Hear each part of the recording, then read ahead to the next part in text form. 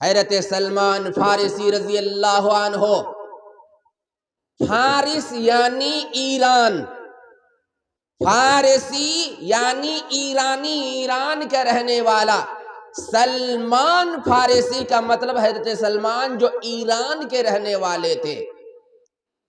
پہلے ایران کو فارس کہا جاتا تھا۔ حضرت سلمان فارسی رضی اللہ عنہ ایران کا ایک شہر اصبہان کے ایک گاؤں جے کے رہنے والے تھے۔ ان کے والد ایک بہت بڑے رئیس تھے، بہت بڑے زمیندار تھے،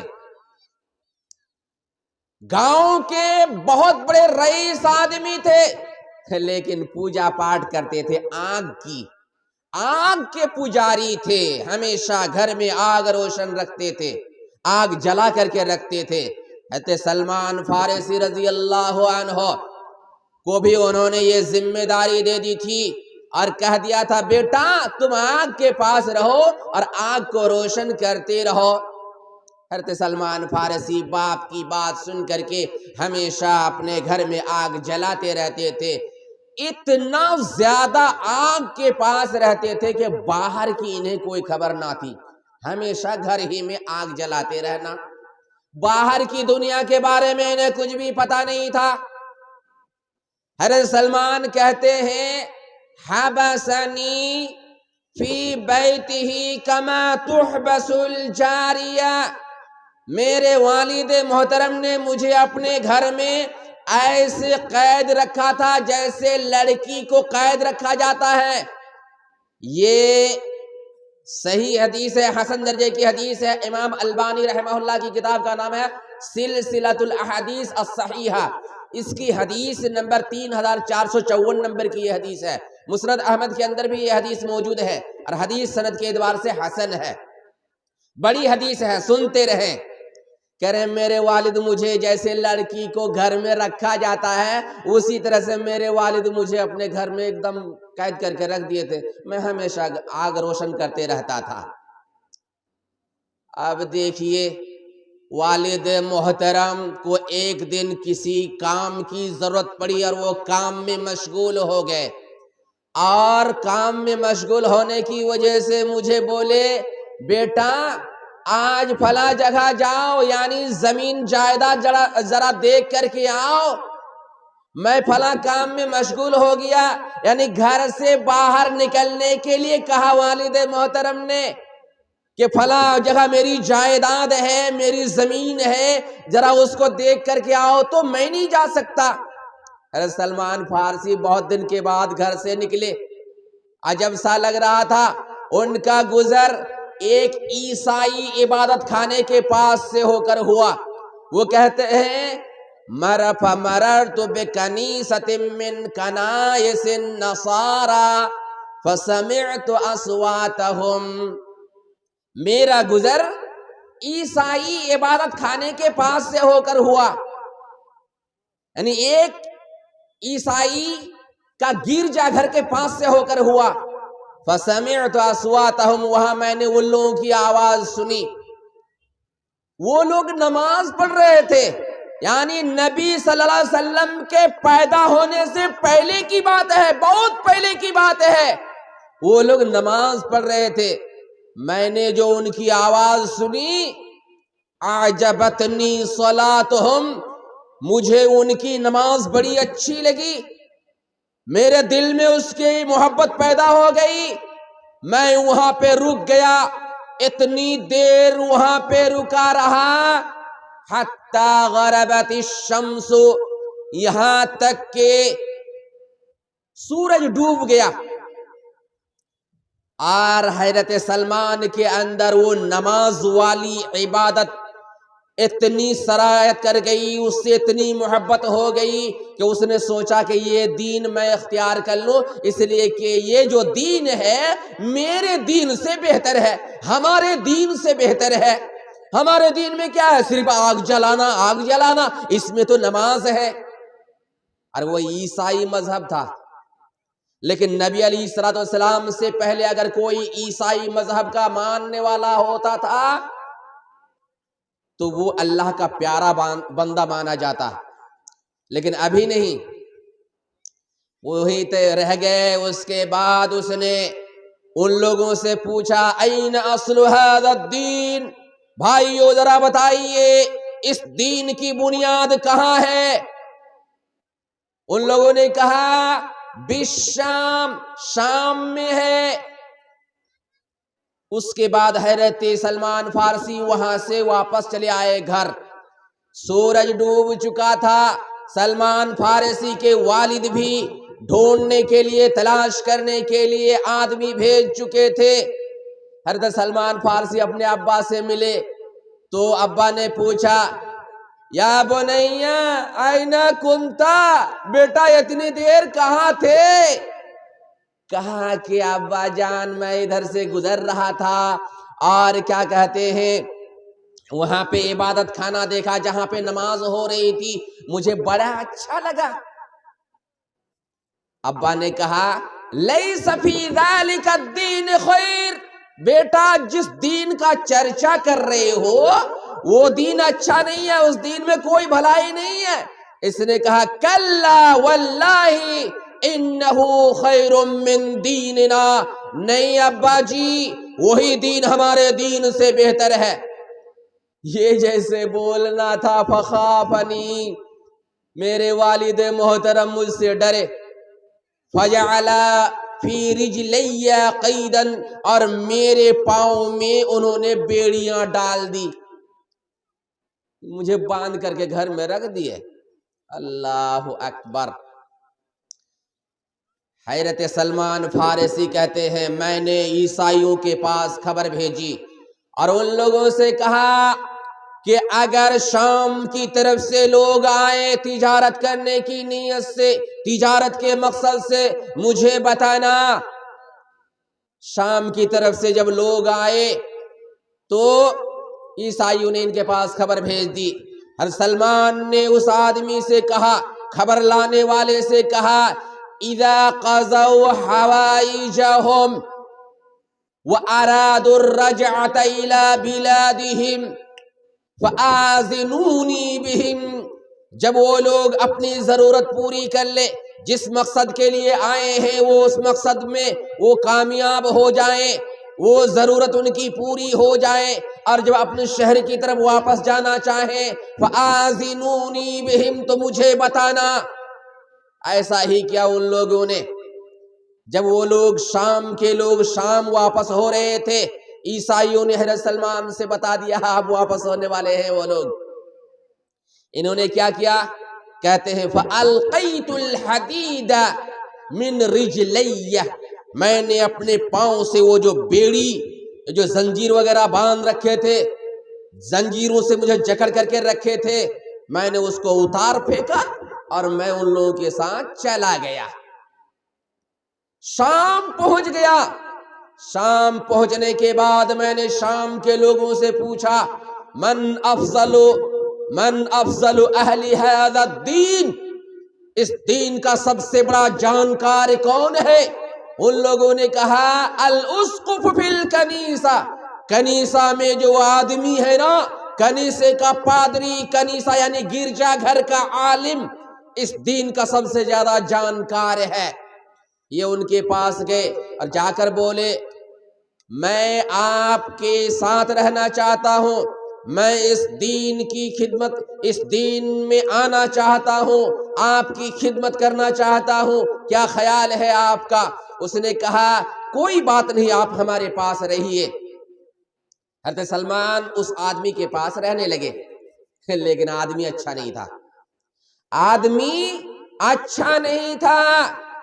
حضرت سلمان کہتے ہیں فَكَانَ رَجُلَ سَوْءٍ، آدمی بہت برا آدمی تھا، لوگوں کو صدقات و خیرات کرنے کے لیے کہتا تھا، جب لوگ صدقات و خیرات کرتے تھے اِكْتَنَزَهُ لِنَفْسِهِ، وہ صدقات و خیرات کے مال کو اپنے پاس وہ رکھ لیتا تھا، غرباء و مساکین میں تقسیم نہیں کرتا تھا۔ کچھ دنوں کے بعد اس آدمی کی موت ہو گئی، وہ آدمی مر گیا۔ اب کیا ہوئے فَاجْتَمَعَتْ إِلَيْهِ النَّصَارَى لِيَدْفِنُوهُ، عیسائی لوگ آئے اس کو دفنانے کے لیے، تو حضرت سلمان فارسی کو اس سے نفرت ہو گئی تھی۔ کیوں؟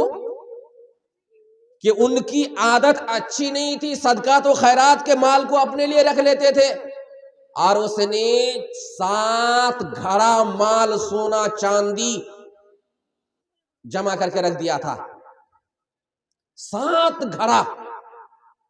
فجمع 7 قلال من ذهب وورق، 7 مٹکا اس نے سونا چاندی جمع کر کے رکھ دیا تھا۔ جب عیسائی لوگ انہیں دفنانے کے لیے آئے تو عیسائیوں سے بول دیے یہ آدمی غلط تھا، جنہیں آپ لوگ دفنانے آئے ہیں آدمی اچھا نہیں تھا۔ عیسائیوں نے حضرت سلمان سے پوچھا وما علمک بذلک، کیسے آپ کو پتا یہ آدمی اچھا نہیں تھا؟ اس نے کہا کہ آپ لوگ کو صدقات و خیرات کرنے کے لیے کہتے تھے، آپ لوگ تو کر دیتے تھے، یہ غرباء و مساکین میں تقسیم نہیں کرتا تھا، جمع کر کے رکھ دیا، اور دیکھیے فلاں جگہ مال ہے۔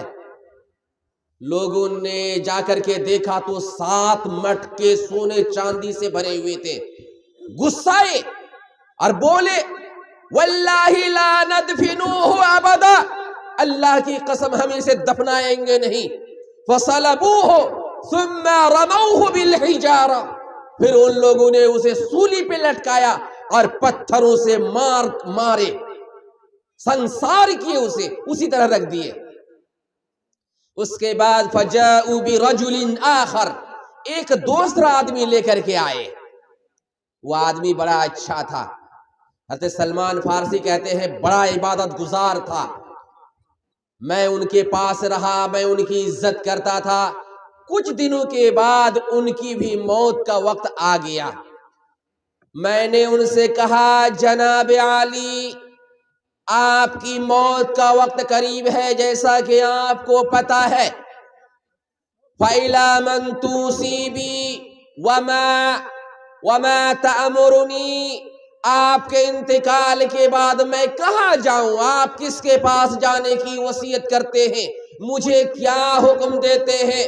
انہوں نے غور و فکر کے بعد کہا کہ تم موصل چلے جاؤ، موصل جسے آج ہم لوگ عراق کہتے ہیں، موصل چلے جاؤ، وہاں پہ ایک آدمی ہے جو ہمارے مذہب میں ہے، جس مذہب میں ہم ہیں اسی مذہب کا وہ بھی پالن کرتا ہے۔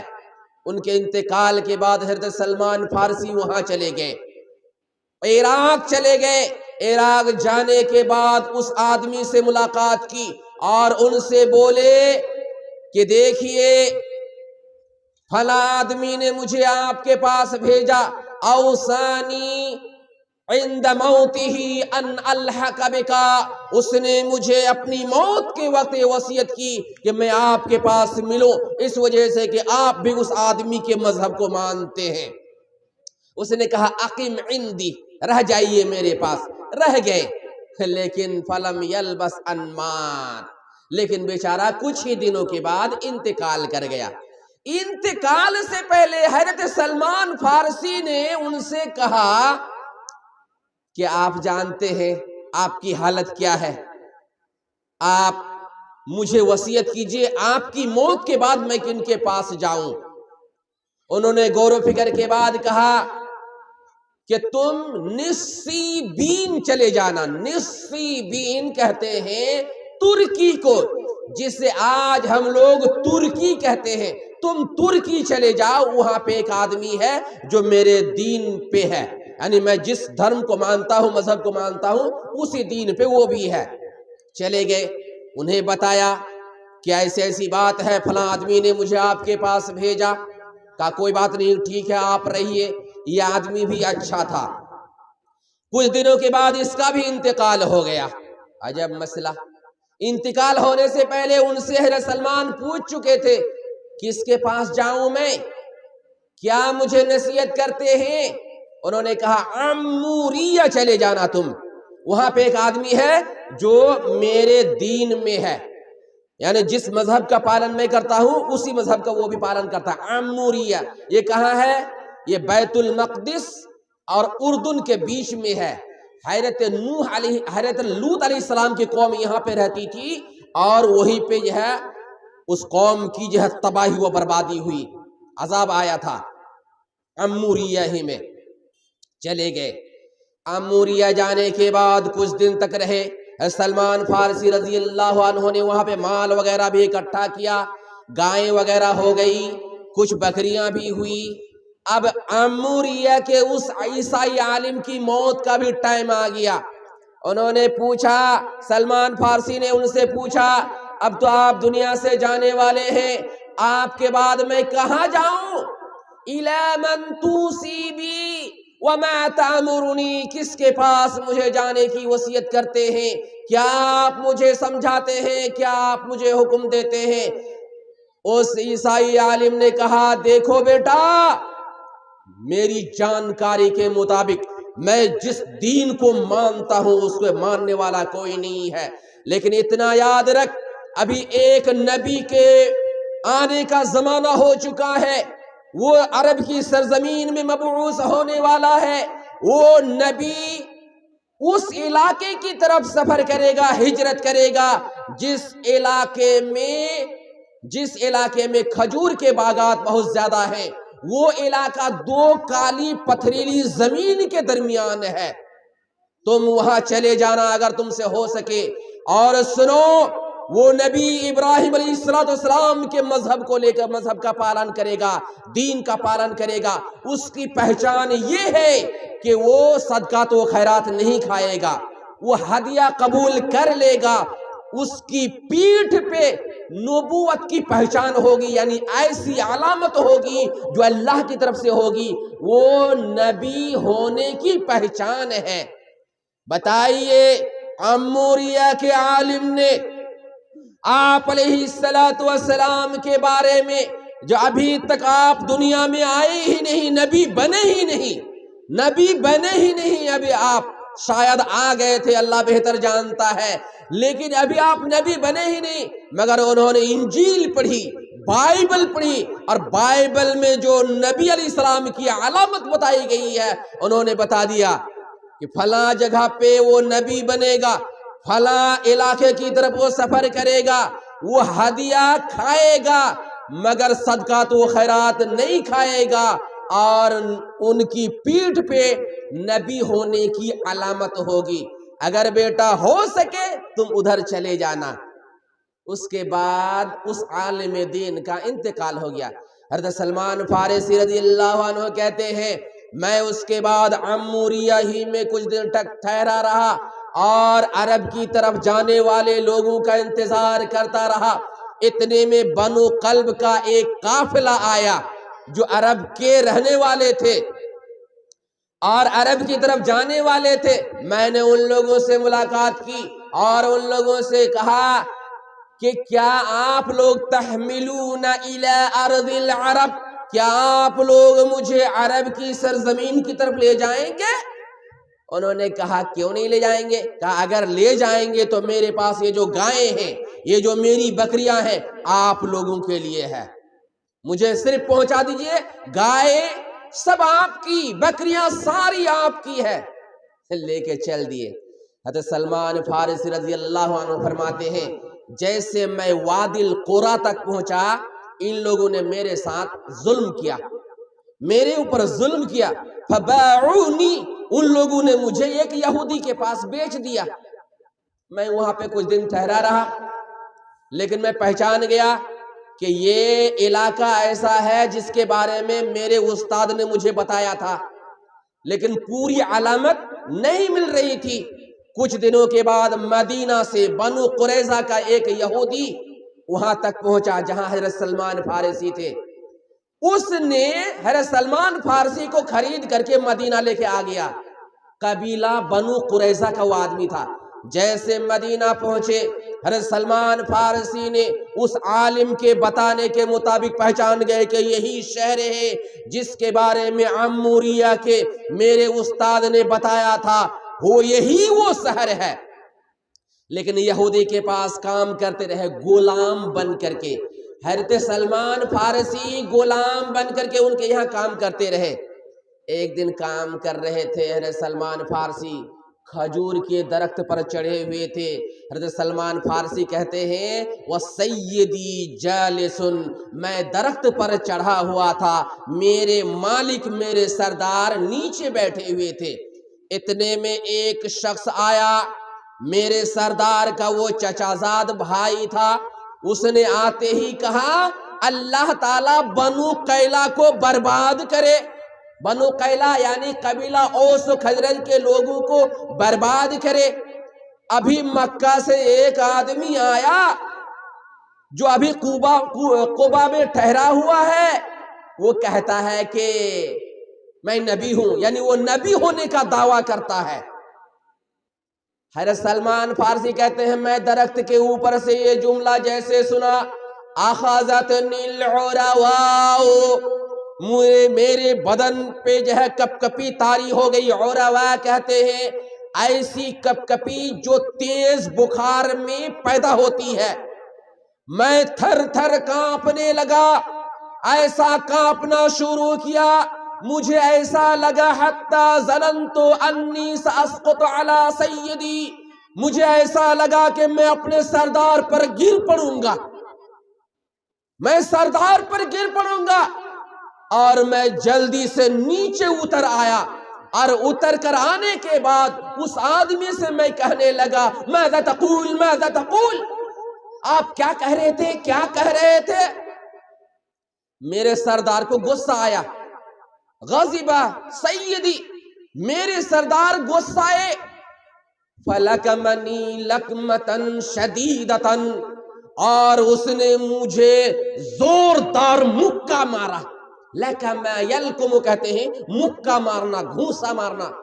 اس نے مجھے زوردار گھونسا مارا، مکہ مارا، اور بولا تجھے اس سے کیا لینا دینا، اقبل علی عملک، چل اپنے کام میں لگ۔ میں نے کہا لا شیء، کوئی بات نہیں، ٹھیک ہے۔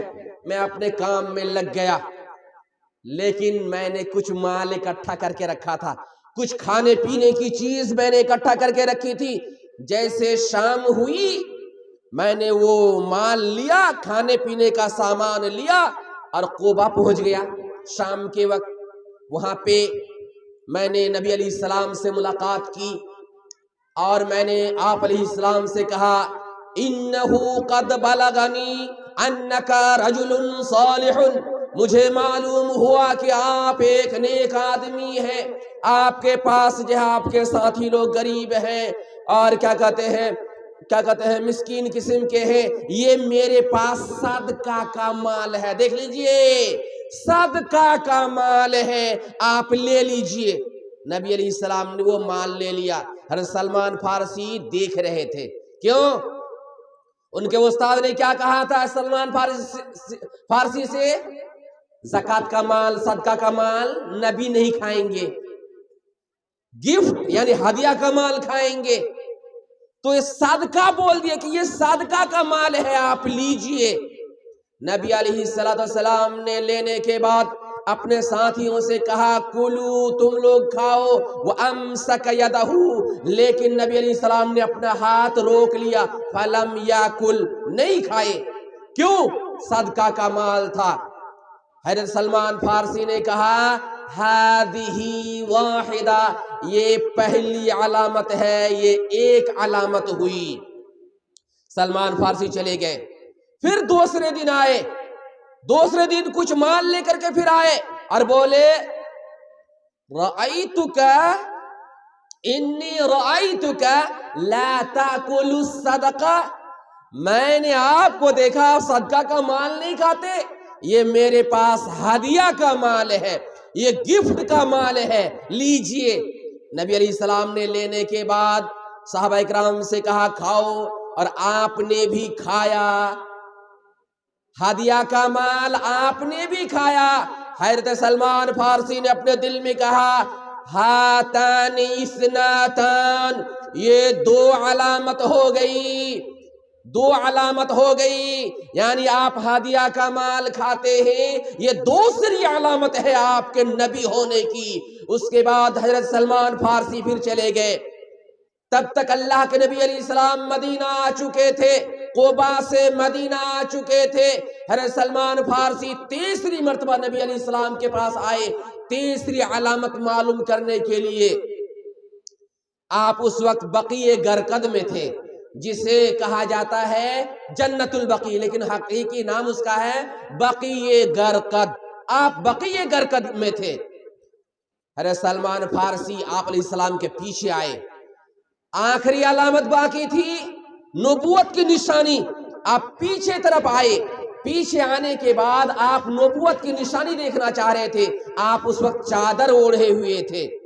نبی علیہ السلام سمجھ گئے کہ یہ نبوت کی نشانی دیکھنا چاہتے ہیں۔ فَأَلْقَى رِدَاءَهُ عَنْ ظَهْرِهِ، نبی علیہ السلام نے جو چادر اوڑھ رکھی تھی وہ چادر اپنی پیٹھ سے ہٹا لیے۔ آپ نے دیکھ لیا اور اللہ کے نبی سے لپٹ کر کے اسے چومنے لگے۔ نبی علیہ السلام نے فرمایا کہ تھوڑا پیچھے ہٹ جاؤ، تھوڑا پیچھے ہٹ جاؤ۔ تو تینوں علامت معلوم ہو گئی۔ اس کے بعد سلمان فارسی نے دل سے اسلام قبول کیا اور اپنا سارا واقعہ نبی علیہ السلام کے سامنے بیان کر دیا۔ آپ نے بڑی دلچسپی کے ساتھ سنا۔ کیا سمجھ میں آیا اللہ کے بندو؟ نبی علیہ السلام ابھی نبی بنے ہی نہیں، لیکن دوسری طرف سے آپ کی نبوت کی بشارت دی جا رہی ہے، آپ کے نبی بننے کی بات کہی جا رہی ہے۔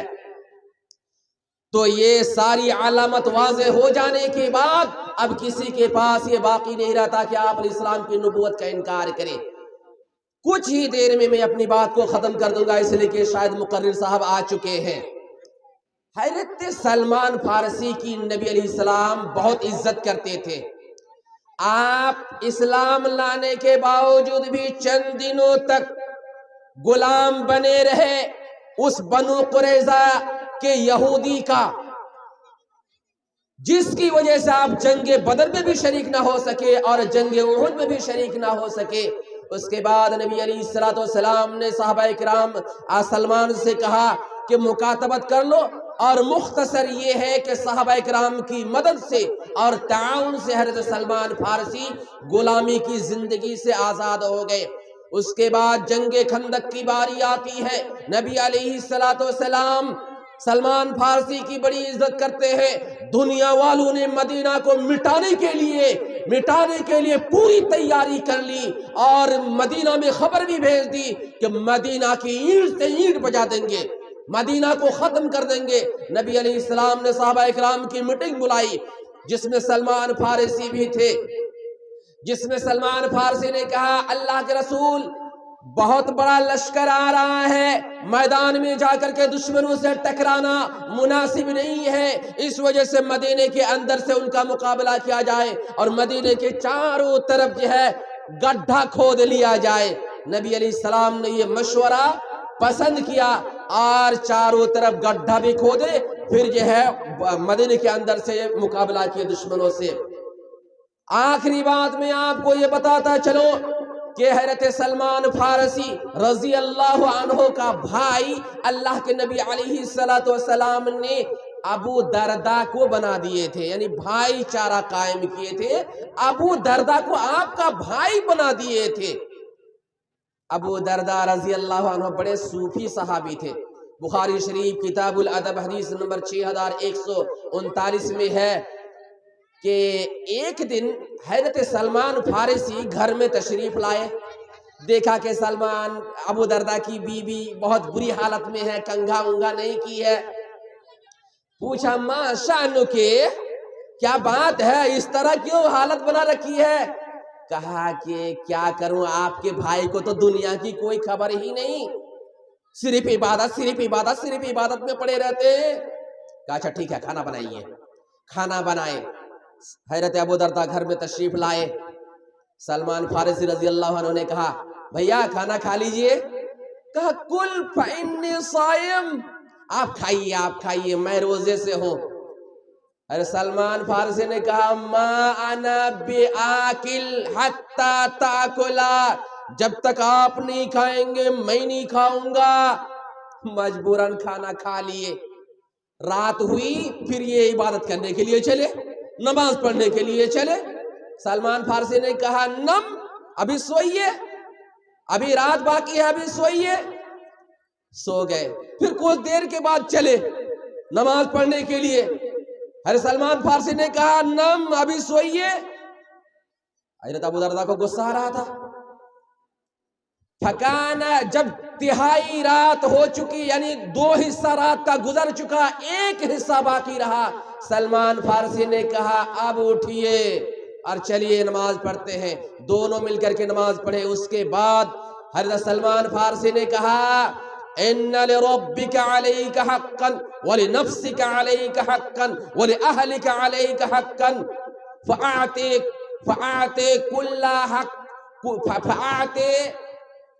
کل ذی حق حقہ۔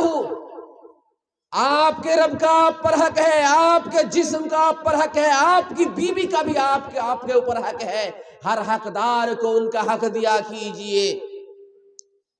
حضرت ابو درداء نے تو سن لیا، لیکن کیس کر دیے نبی علیہ السلام کے پاس اور بولے اللہ کے رسول، میرے بھائی نے میرے ساتھ ایسا ایسا کیا اور یہ کہہ رہے ہیں کہ تیرا اللہ کا بھی تیرے اوپر حق ہے، تیرے جسم کا ہے، تیری بیوی کا ہے، ہر حقدار کو ان کا حق دیا کیجئے۔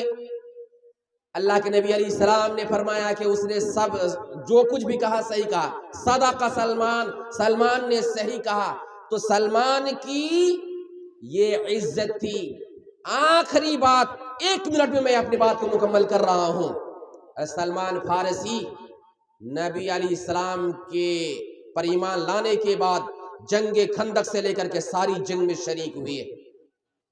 فاروق اعظم کے زمانے میں مدائن کے چیف منسٹر بنے، یعنی جیسے سی ایم کہتے ہیں، چیف منسٹر کہتے ہیں، نتیش کمار جیسے بہار کا منتری بنا ہوا ہے، مدائن کے منتری بنے، لیکن سیدھا سادھا رہتے تھے، اچھا کپڑا نہیں پہنتے تھے، جیٹ جاٹ کے ساتھ نہیں رہتے تھے، بلکہ بھولا بھالا بن کر کے رہتے تھے۔ ایک واقعہ اس میں یہ پیش آیا کہ ایک آدمی نے اپنے جانور کے لیے چارہ خریدا۔ سلمان فارسی ادھر سے آ رہے تھے، جو دیش کا منتری ہے، دیش کے جو منتری ہیں اتنے سیدھے بن کر کے رہتے تھے، اس آدمی نے پہچان نہیں پایا کہ یہ مدائن کے منتری ہیں۔ سلمان فارسی سے بولے یہ گھاس کا گٹھر اٹھائیے اور میرے گھر پہنچا دیجئے۔ اللہ اکبر۔ حضرت سلمان فارسی نے کوئی اعتراض نہیں کیا، نہیں کہا میں دیش کا منتری ہوں، کچھ نہیں بولے، گٹھر اٹھایا لے کر کے چلنے لگے۔ کچھ لوگ آپ کو پہچانتے تھے، راستے میں جب جا رہے تھے کچھ لوگوں نے کہا حضرت یہ گٹھر ہمیں دے دیجئے، ہمیں دے دیجئے۔ وہ آدمی پیچھے پیچھے چل رہا تھا، پوچھا یہ کون آدمی ہے؟ کہا نہیں پہچانے، یہ صحابی رسول سلمان فارسی ہے جو اس دیش کے منتری ہیں۔ یہ شرما گئے، گھبرا گئے اور عذر پیش کرنے لگے کہ حضرت چھوڑ دیجئے، حضرت چھوڑ دیجئے، لیکن اس نے کہا نیت کا ثواب تو مجھے مل جائے گا۔ تو یہ سلمان فارسی کا واقعہ ہے۔